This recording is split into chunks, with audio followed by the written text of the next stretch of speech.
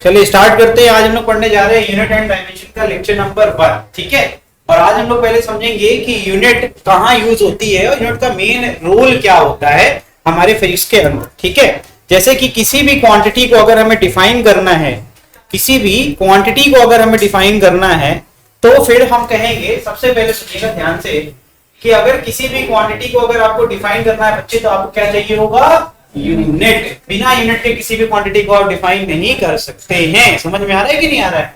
तो सबसे पहले पढ़ लेते हैं व्हाट इज क्वांटिटी। क्या पढ़ लेते हैं? व्हाट इज, है ना।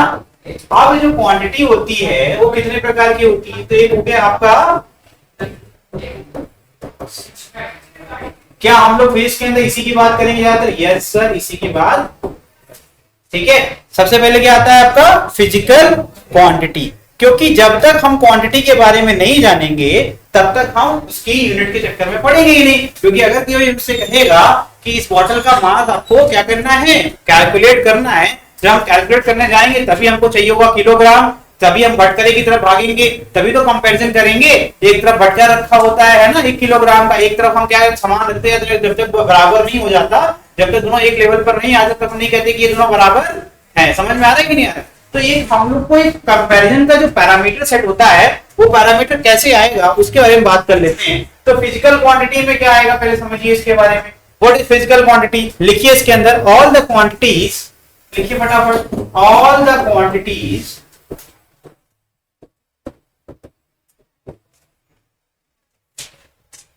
which are used to describe, which are used to describe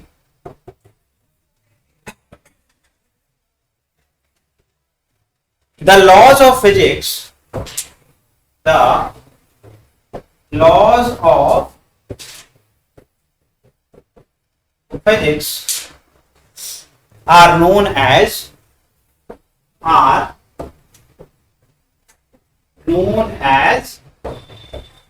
physical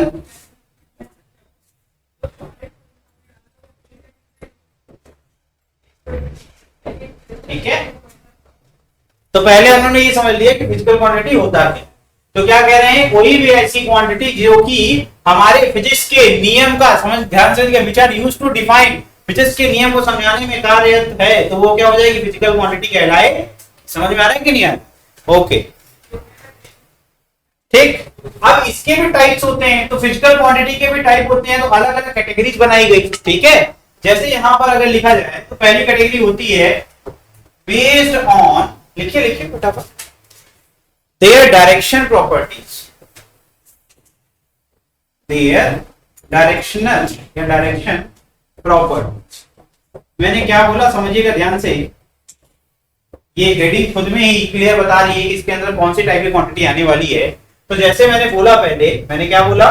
मैंने बोला कि ऐसी क्वांटिटीज जो कि अपनी दिशा पर निर्भर करती हैं, डायरेक्शन की प्रॉपर्टी के हिसाब से उनको आप अलग अलग डिफरेंशिएट कर सकते हैं, उनके बीच में अंतर निकाल सकते हैं। सबसे पहले क्या आता है? वेक्टर और स्केलर, है ना। जैसे मास में हमें कोई डायरेक्शन की जरूरत नहीं पड़ती तो कहते हैं स्केलर क्वांटिटी है, और जब हम जाते हैं वेलोसिटी की तरफ तो वेलोसिटी में हमें डिस्प्लेसमेंट चाहिए होता है, डिस्प्लेसमेंट डायरेक्शन डिपेंडेंट क्वांटिटी होता है, तो कह देते हैं कि वो वेक्टर क्वांटिटी है। तो क्वांटिटी है ना, तो वो क्वांटिटी कौन सी? फिजिकल क्वांटिटी ही होती है, लेकिन फिजिकल क्वांटिटी का भी एक टाइप होता है, प्रकार होता है। ठीक, सबसे पहले क्या लिख रहे हैं नंबर 1 पे?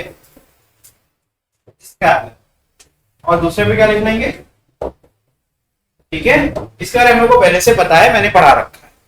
ठीक है, बस इनके एग्जाम्पल अपने हिसाब से आप लिख लीजिए और कुछ भी लिखने की जरूरत नहीं है। परिभाषा आप खुद बनाकर लिख सकते हैं, है कि नहीं? आपको पता है स्केलर में क्या होता है, हमें डेफिनेशन बहुत ज्यादा चाहिए नहीं, बस हमें नॉलेज होनी चाहिए। स्केलर क्या? ऐसी क्वांटिटी जिसमें डायरेक्शन की जरूरत ना हो। जैसे कोई वैल्यू की बात हो रही है, जैसे चार्ज की बात करें तो क्या होती है? एक प्रॉपर्टी होती है, उसमें से मैग्नीट्यूड होता है, 2 कूलम 3 कूलम 4 कूलम, उसमें कोई डायरेक्शन नहीं होती। समझ में आया? वो सारे कहां आ जाएंगे? स्केलर। जहां पर डायरेक्शन की जरूरत पड़ेगी, जैसे विस्थापन यानी कि डिस्प्लेसमेंट, हम कहते हैं कि इनिशियल और फाइनल पॉइंट के बीच में जो सीधी रेखा खींचोगे, जो कि इनिशियल बिंदु से शुरू होगी और फाइनल पॉइंट पर खत्म होगी, तो एक फिक्स दिशा में ही जाएगी। इसका मतलब ये क्या होगा? डायरेक्शन पर निर्भर करता है, तो कैसी क्वांटिटी हो गई? समझ में आ रहा है? तो इसका एग्जांपल लिख दीजिए। यहां पर क्या आ जाएगा भैया? Displacement right. और यहाँ पे मैंने अभी आपको एग्जाम्पल क्या दिया, जो भी आप चाहे लिख सकते हैं, मैंने यहाँ पर चार्ज बोल दिया है ना, चार्ज भी होता है स्केलर क्वांटिटी। आपको कुछ डर लग रहा है तो आप यहाँ कॉमा लगा करके मास भी, ठीक।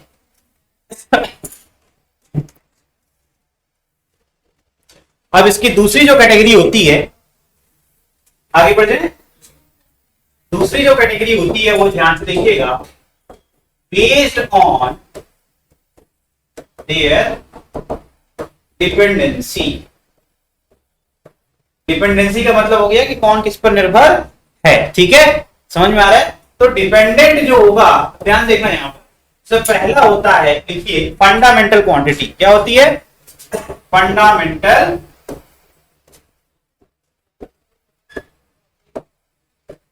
अभी मैं आगे चल करके अगर मैं कहीं पर क्यू टी वाई लिख दूं, इसका मतलब मैं क्वांटिटी की बात कर रहा हूं, ठीक है, मैं शॉर्ट में लिख देता हूं कई बार आदत। और दूसरा जो होता है वो क्या होता है,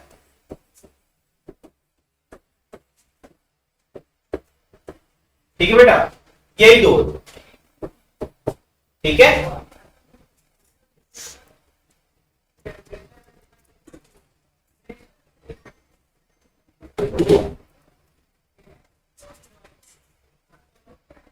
हो गया यहां तक, ठीक है। तो अब बात करते हैं कि फंडामेंटल क्वांटिटी क्या होता है, बताइए। आपकी सब किसी जानकारी हो तो बताइए, तो फिर हम बताएंगे। सोचो, कुछ सोचो, फंडामेंटल क्या हो सकता है, जिसको व्यक्त करने की किसी जरूरत तुम्हें तो पता होना चाहिए, पहले कल ही तो बताया है ना।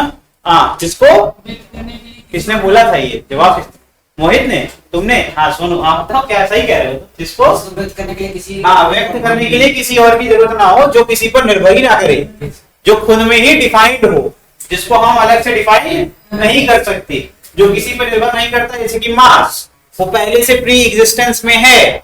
उसका एग्जाम्पल है क्या, धरती माता, हम सब कहां से, ये मास प्री, हम लोग तो बाद में आए, माफ करना, कहने का मतलब है कोई भी मैटर जो एग्जिस्ट करता है हमारे ब्रह्मांड में, वो तो प्री डिफाइंड है ना, तो उसको वो किसी पर डिपेंडेंट है क्या, उसको डिफाइन करने की जरूरत पड़ती है क्या, नहीं। समझ में आ रहा है कि नहीं आ रहा है। तो जो आपका, मैं कह रहा हूं ऐसी कोई भी क्वांटिटी जिसको हमें डिफाइन करने के लिए किसी और की जरूरत ना पड़े, वो सब कहां चले जाएंगे, समझ में आ गया ना। हमें मेन कंसेप्ट चाहिए, याद रखना, हम कंसेप्ट पीछे भाग रहे हैं। तो हमें पहला मिल गया मास, क्या मिल गया, फिर आप दूसरा ढूंढते हैं, क्या जो दूरी है एक ग्रह के बीच में और दूसरे ग्रह के बीच में, उसको परिभाषित करने के लिए कुछ और डिफाइन करना पड़ता है क्या, किसी पर निर्भर करता है क्या, है दूरी भी क्या हो गई आपकी वर्णा। और तीसरा, ये तो सब जानते हैं, समय कोई समझा ही नहीं पाया है, किसी पे डिपेंड करता है क्या, समय खुद को ही समझा रहा है ना। तो ये हो गया मेन आपके फंडामेंटल क्वांटिटी। आगे चल करके हम लोग 4 और क्वांटिटी ऐड करेंगे, लेकिन जब वो आगे आएंगे तब हम उसको समझेंगे। अभी के लिए आपके लिए मेनली क्या हो गया, मास, टाइम और, ठीक है। तो मैं यहां पर फुल स्टॉप ना लगा करके ईटीसी लिखूंगा, क्यों, क्योंकि मुझे पता है आगे 4 और ऐड होने वाले, ठीक है। चलिए अब इसकी बात करते हैं। डेराइव्ड क्वांटिटी, डेराइव्ड इंग्लिश का शब्द है, उसका अर्थ ही हो गया किसी से आप इंस्पिरेशन लेकर के बना रहे हैं या किसी और का इस्तेमाल करके आप कोई चीज प्रूव कर रहे हैं। और मैथ वाले बच्चे जानते ही हैं, डेरिवेशन तो कर करके थक गए ना। डेरिवेशन कैसे करते हैं हम लोग, पुराने फॉर्मूले इस्तेमाल करके कुछ नया फॉर्मूला बनाते हैं, तो डेराइव करते हैं किसी पुराने फॉर्मूले से, तो निकाल के नया बनाते हैं ना। तो डेरिवेशन का मतलब ही क्या होगा, डेराइव क्वांटिटी मतलब हो गया कि आप किसी और क्वांटिटी का इस्तेमाल करके एक नई क्वांटिटी को जन्म, समझ में आ रहा है कि नहीं आ रहा है। तो यहां पर वो हर क्वांटिटी आ जाएगी जो कि फंडामेंटल क्वांटिटी की मदद से बनाई गई होगी। समझ में आ रहा है कि नहीं आ रहा है। इसमें डेफिनेशन लिखिए फटाफट, the quantity which can be expressed, the quantity which can be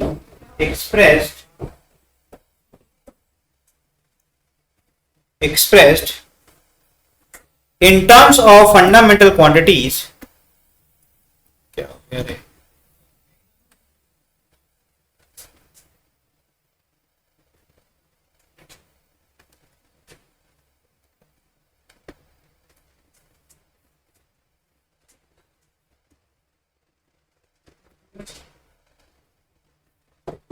in terms of fundamental quantities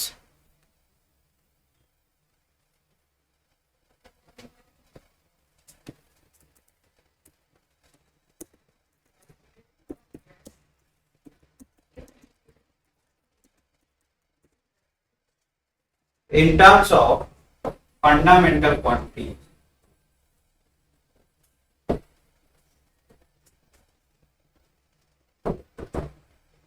is known as derived. ठीक है,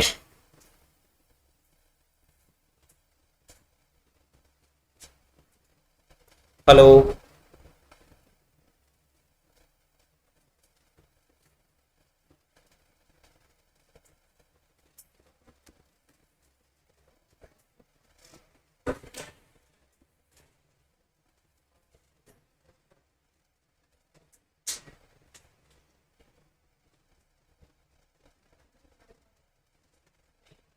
हाँ ठीक है, बताओ एग्जाम्पल बताओ। बराबर होता है एम। ठीक है, ये सर एम है फंडामेंटल क्वांटिटी, इसका केजी होता है। और त्वरण होता है जी समय, मतलब है परिवर्तन, दूरी परिवर्तन होता है समय। तो इसका होता है जी मीटर मीटर है। क्या क्या क्या क्या इसका होता है मीटर कैसे, रुको,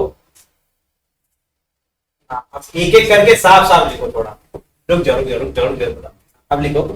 F बराबर एम ए, ठीक, एम बराबर से जी होता है केजी, फंडामेंटल क्वांटिटी है। ठीक है, ए बराबर होता है,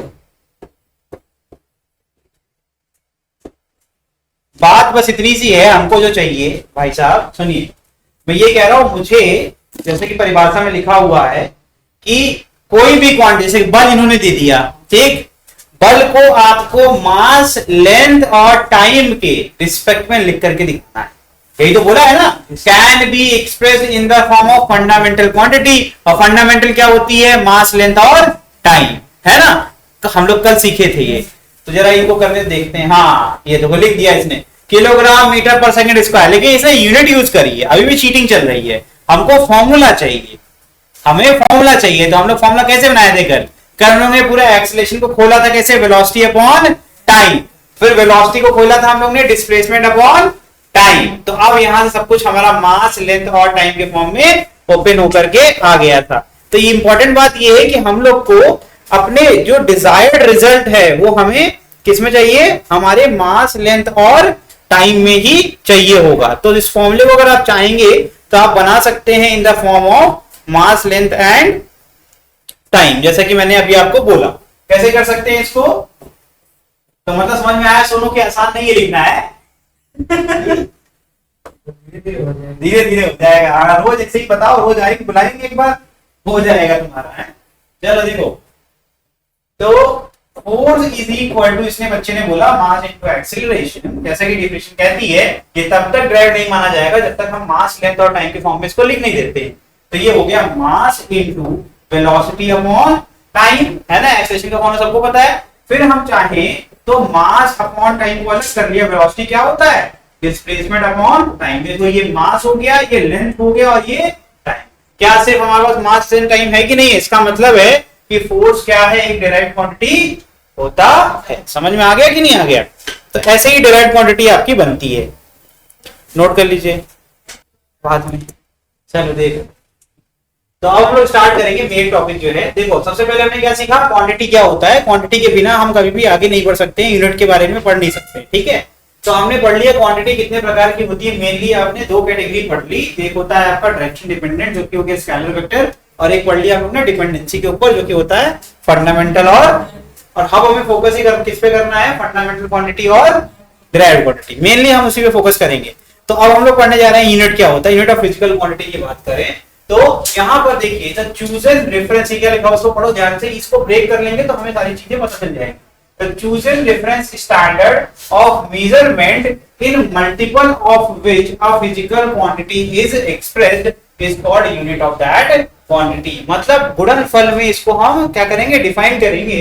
अगर कोई भी क्वांटिटी Q है तो उसको परिभाषित करने के लिए एक संख्या गुणे एक हमें क्या चाहिए बताइए, रिफरेंस, यानी कि जिसके रिस्पेक्ट में कंपेयर करेंगे। जैसे आपने बताया था ना कि आप 1 किलोग्राम का बटका लेते हो और उसको क्या करते हैं हम लोग लेवलर, उसको लेवलर कहते हैं, जो से लेके तराजू को कहते हो तुम लोग हिंदी में, उसको लेवलर कहते हैं, एक तरफ रखेंगे और जब तक हम इसमें चीनी भरते रहेंगे या कोई भी क्वांटिटी भरते रहेंगे जब तक वो दोनों बराबर नहीं हो जाते, जैसे ही लेवल बराबर हो जाएगा हम कहेंगे कि ये जो आपका शुगर है, जो मैंने चीनी का एग्जांपल दिया, तो ये चीनी 1 किलो के बराबर है। तो हम क्या करें, रेफरेंस ले रहे हैं, किससे कंपेयर कर, उस बटकरे से कंपेरिजन कर रहे हैं। तो वही बात कर रहे हैं, ये यूनिट जो होती है ये वो रेफरेंस है जिसके रिस्पेक्ट में किसी भी क्वांटिटी को हम डिफाइन करते हैं। ये जो रेफरेंस है इसके रिस्पेक्ट में ही ये नंबर की वैल्यू डिसाइड होती है। जैसे मान लो कि अगर 1 किलोग्राम लिखा हुआ है तो अगर मैंने इस किलोग्राम को ग्राम लिख दिया तो 1 की वैल्यू बदल जाएगी किसमें, समझ में आ रहा है कि नहीं आ रहा है।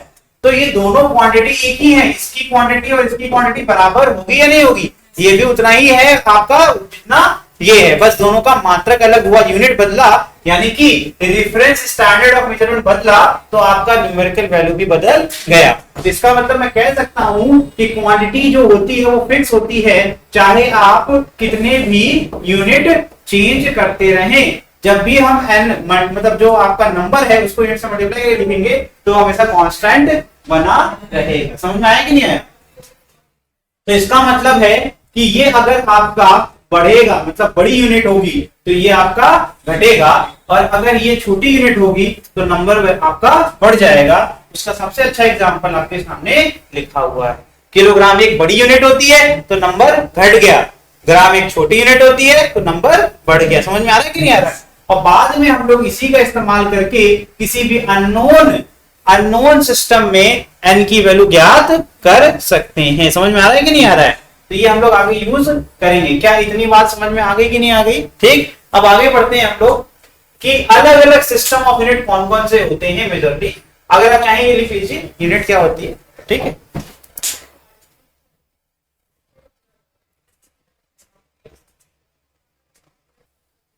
चलिए देखिए, मेन होते हैं आपके 3 होते हैं, उसके अलावा चौथा जो पढ़ेंगे वो अगली क्लास में पढ़ेंगे, एसआई को अच्छे से पढ़ेंगे। ठीक है, पर बता देंगे आज, लेकिन आपको मेनली आप समझ लीजिए कि इनिशियल फेज में 3 सिस्टम बनाए गए थे। ये सिस्टम कैसे कैसे बने, जैसे अलग अलग देशों में अलग अलग साइंटिस्ट अपने अपने पैमाने उन्होंने डिसाइड कर लिए। जैसे मान लो मैं इंडिया का साइंटिस्ट हूं तो मैंने डिसाइड कर लिया कि मैं जो भी द्रव्यमान का मेजरमेंट लूंगा, यानी कि जो भी मास को मैं मापूंगा वो किलोग्राम में मापूंगा। ठीक है, और उसके बाद मैं गया जर्मनी में देखा मैंने कि वहां पर वही सेम मास को वो पाउंड में मेजर कर रहे हैं। ठीक है, फिर मैं अमेरिका चला गया, अमेरिका में गया तो देखा वहां ग्राम में मेजर कर रहे हैं। तो यहाँ पर एक कॉन्फ्लिक्ट आ गया कि मेरा मास तो किलोग्राम में, मैंने जो भी सिस्टम बनाया वो किलोग्राम में बनाया, तो जर्मनी में उसका इस्तेमाल नहीं हो पाया। क्यों? क्योंकि किलोग्राम और पाउंड अलग अलग है। समझ में आ रहा है कि नहीं आ रहा है। तो यहाँ पर देखो मेनली क्या होते हैं, 3 होते हैं। एक होता है एफपीए जो कि ब्रिटिश इंजीनियरिंग सिस्टम होता है। ठीक है, दूसरा है सीजीएस जिसको गॉसियन सिस्टम भी कहते हैं, और तीसरा होता है एमकेएस। ठीक, अब इसको देखो पढ़ने का सबसे अच्छा तरीका क्या होता है, ऐसे लिख लीजिए एफपीएस, सीजीएस और आपका हो गया एमकेएस। ठीक, और ऊपर जैसे मैं लिख रहा हूं वैसे लिख लो एलएमटी। एल मतलब लेंथ, एम मतलब मास और टी मतलब ठीक। और टाइम तीनों में क्या है, इसमें भी सेकंड, इसमें भी सेकंड, और बीच में क्या होता है मास। मास मतलब पी मतलब पाउंड, जी मतलब ग्राम और के मतलब किलोग्राम। समझ में आया। एफ मतलब फुट, क्या होता है ये, सी मतलब सेंटीमीटर और एम मतलब मीटर। समझ में आ गया कि नहीं आ गया।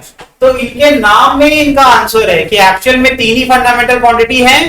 देखो याद रखो, अभी तक यहां तक सिर्फ 3 फंडामेंटल क्वांटिटी पढ़ाई जाती है। ठीक है, इसके बाद जब हम ये नया सिस्टम पढ़ेंगे तो हम जानेंगे कि एक्चुअल में 3 नहीं होती है, 7 होती है। ठीक है, तो अभी तक जितना हम लोग ने पढ़ा, जो सिस्टम ऑफ यूनिट बनी वो सिस्टम ऑफ यूनिट बनी है एफपीएस, सीजीएस और एमकेएस से। और एसआई किससे निकला, एसआई का जन्म तब हुआ जब फ्रांस में एक कॉन्फ्रेंस हुई जिसमें यही सारे साइंटिस्ट इकट्ठा हुए और उन्होंने ये प्रॉब्लम को फेस करने के लिए एक सोल्यूशन ढूंढा कि ये अगर ऐसे होता रहेगा तो हमारा जो रिसर्च है वो उपयोग में नहीं आएगा जनहित में। जैसे कि हम कोई अगर जर्मनी में कोई चीज बनाएंगे तो हम इस्तेमाल नहीं कर सकते कहीं और, तो इसलिए इसका एक कॉमन सोल्यूशन क्या हुआ कि हम सब एक कॉमन यूनिट सिस्टम में ही काम करेंगे। वही यूनिट हमारे यहाँ भी इस्तेमाल होगी, वही आपके यहाँ इस्तेमाल होगी, जिससे कि कोई भी टेक्नोलॉजी को हम ट्रांसफर कर सकते हैं। समझ में आ रहा है कि नहीं। वहीं से बना हमारा एसआई यूनिट सिस्टम, जिसको कहते हैं इंटरनेशनल सिस्टम। समझ में आ रहा है कि नहीं आ रहा है। तो यहाँ पर एसआई सिस्टम के अंदर, एसआई सिस्टम किससे इंस्पायर हुआ, एमकेएस से। तो उसने एमकेएस का जो मेन जो 3 है, कौन कौन से भैया, मास, लेंथ और टाइम के यूनिट है वो तो ले ली एज इट इज, लेकिन उसके बाद इन्होंने 4 और ऐड किए और उस एडिशन के बाद बन गया नया हमारा सिस्टम, जिसमें कहते हैं 7 फंडामेंटल क्वांटिटी होती है। समझ में आ गया कि नहीं आ गया?